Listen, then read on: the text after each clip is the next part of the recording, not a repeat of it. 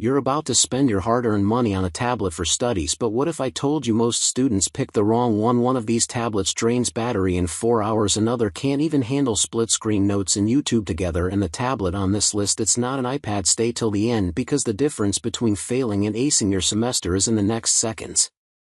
Starting at number 1. iPad, 2025, A16. The 2025 iPad, 8 out of 10, Wired recommends, is hardly different from its predecessor, but it still maintains the top spot as the best tablet for most people.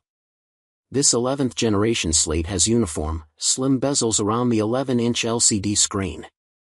There's no home button. Instead, the Touch ID fingerprint sensor is embedded into the power button at the top edge of the slate, also no headphone jack. It has a USB-C port, which means you can use the same cable as your MacBook or iPhone 16 to recharge it. The 12MP selfie camera sits at the center when you hold the tablet horizontally and offers 1080p video quality. At $349, frequently around $300, the iPad does everything you'd want it to. It has plenty of power to play top-end games, thanks to the A16 Bionic chipset. The screen is sharp and bright enough to watch hours of movies and shows, and it's large enough to use for some light work if you connect it to a keyboard. It's even more of a productivity-friendly slate with iPadOS 26, thanks to its app windowing system. Number 2. iPad Air, 2025, M3. If you don't mind splurging, the best iPad to buy is not the iPad Pro, but the iPad Air, 7 out of 10, Wired review. The 2025 model has the M3 chip, making it powerful enough to handle video editing and graphically intensive tasks. Don't forget that you have 2 screen sizes to choose from, 11 or 13 inches. Both are big enough to take advantage of the desktop-like multitasking features in iPadOS 26, but the 13-inch model is where this really shines. Despite the Air moniker, it isn't the lightest iPad in the lineup anymore. Go figure. But the blend of a large, bright screen at a reasonable price, powerful performance, Apple Pencil Pro support, a fully laminated screen for more responsive sketching, and solid battery life makes it a machine you'll want to tote from room to room. There's no Face ID, but Touch ID is integrated into the power button. Apple is rumored to release a new version of the iPad Air with the M4 chipset this spring, so if you're not in a rush, it might be worth waiting. Number 3. iPad Pro, M5.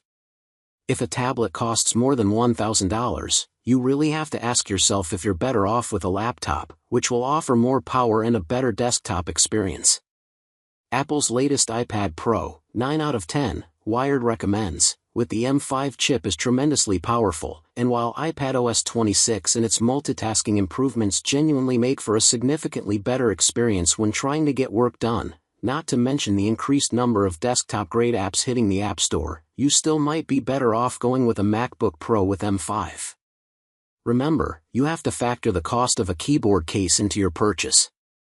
If money is no object, you won't find a better tablet. The iPad Pro has one of the best screens on the market. The tandem OLED panel gets amazingly bright while retaining rich colors and inky blacks, plus it's the only iPad with a 120Hz screen refresh rate. You have 2 size options, 11 or 13 inches, and both have Face ID, a nanotexture glass add-on to reduce glare, excellent speakers, and a good webcam. Battery life lasts a full workday and more.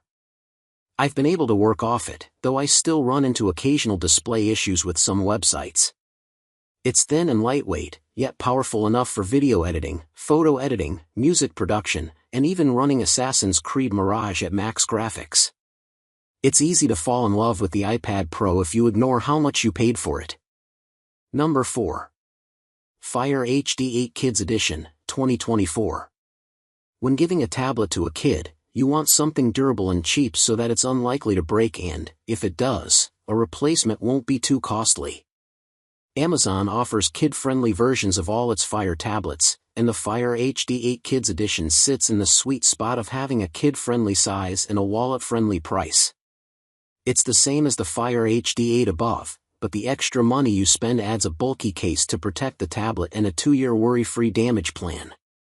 That means if your kid breaks it, you can return it and Amazon will send you a replacement for free. You also get a year of Amazon's Kids Plus service, which provides access to kid-friendly books, movies, games, and apps, all with parental controls. It's $8 monthly after the first year, $6 for Prime members.